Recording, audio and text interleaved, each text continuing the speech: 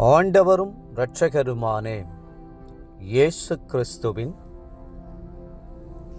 ஈடு இணையற்ற நாமத்தில் அன்றன்றுள்ள அப்பம் வாசகர்களுக்கு எங்கள் அன்பின் வாழ்த்துக்கள். 2025 ஆண்டு டிசம்பர் மாதம் 7ஆம் தேதி ஞாயிற்றுக்கிழமைக்குரிய தின தியானம். இன்றைய தலைப்பு உன்னை காப்பார். 25ஆம் சங்கீதம் 20ஆம் வசனம் சொல்லுகிறது, என் ஆத்துமாவை காப்பாற்றி என்னை விடுவியும், நான் வெட்கப்பட்டு போகாதபடி செய்யும், உம்மை நம்பியிருக்கிறேன். காப்பார், உன்னை காப்பார், காத்தவர் காப்பார், இன்னும் இனிமேலும் காத்திடுவார், கலங்காதே மனமே என்ற பாடலை பாடும்போதெல்லாம் என் இருதயம் கர்த்தரை அதிகமாக சார்ந்து கொள்ளும். ஆம், கர்த்தர் நம்மை காக்கிறவர். ஒரு கோழியானது தான் அடைகாத்து பொரித்த குஞ்சுகளை பாதுகாப்பதில் எவ்வளவு கண்ணும் கருத்துமாக இருக்கும் என்பதை நீங்கள் அறிந்திருப்பீர்கள். அது அடைகாத்து கொண்டிருக்கும் போதே நாம் நம்முடைய கைகளை பக்கத்தில் கொண்டு போனால் நறுக்கென்று கொத்திவிடும். குஞ்சுகளை பாதுகாப்பதற்காக பூனைகளிடமும் பருந்துகளிடமும் தாய்க்கோழிகள் மூர்க்கமாய் போராடும். காட்டு மிருகங்களும் கூட அப்படித்தான். கரடி தன் குட்டிகளுக்கு சேதம் வருகிறது என்றால் உயிரை கொடுத்தாவது அவற்றை பாதுகாக்கும். சாதாரண பறவைகள் மற்றும் மிருகங்கள் ஆகியவற்றின் உள்ளங்களிலேயே தன்னுடைய இளம் குஞ்சுகளையும் குட்டிகளையும் பாதுகாக்க அவ்வளவு அன்பையும் வல்லமையும் கர்த்தர் வைத்திருந்தால், தம் உள்ளத்திலே தம் பிள்ளைகளாகிய நம்மை பாதுகாக்க அவர் எவ்வளவு அதிகமான இரக்கத்தையும் கிருபையும் வைத்திருப்பார் என்பதை சற்று தியானித்து பாருங்கள். உங்களுக்கு விரோதமாக ஏராளமான விரோதிகள் வருகிறார்களோ, கலங்காதீர்கள், கர்த்தர் உங்களை காப்பார். வியாதி படுக்கையிலே பலவீனமடைந்த நிலையில் இருந்தாலும் கலங்காதீர்கள், கர்த்தர் உங்களை காப்பார்.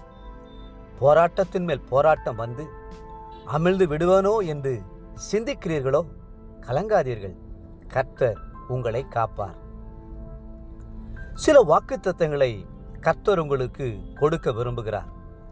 அவற்றை உறுதியாய் பற்றி பிடித்துக் கொள்ளுங்கள். மட்டுமல்ல, கர்த்தரை எப்போதும் சார்ந்து கொள்ளுங்கள். கர்த்தரின் நாமம் பலத்த துருகம், நீதிமான் அதற்குள் ஓடி சுகமாயிருப்பான் என்று வேதம் சொல்லுகிறது. நீதிமொழிகள் 18:10.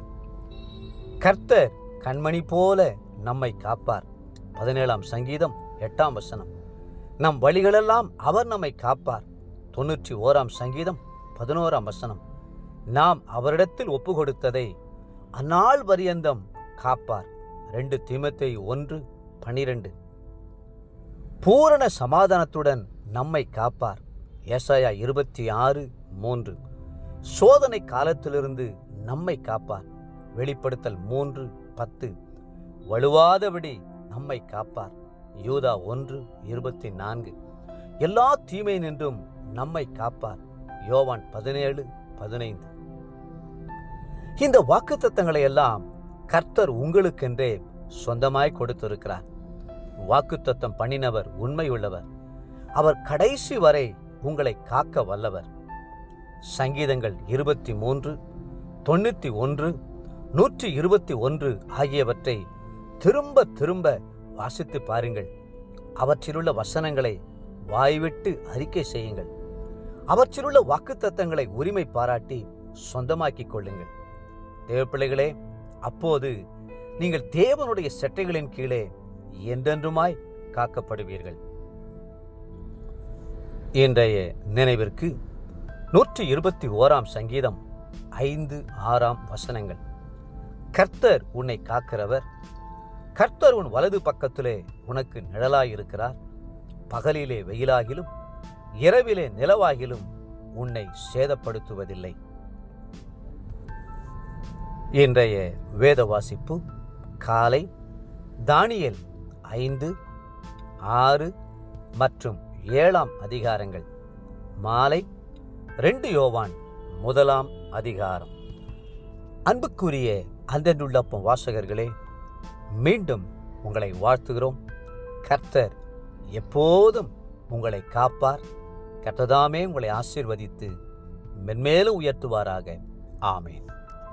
ஆம்.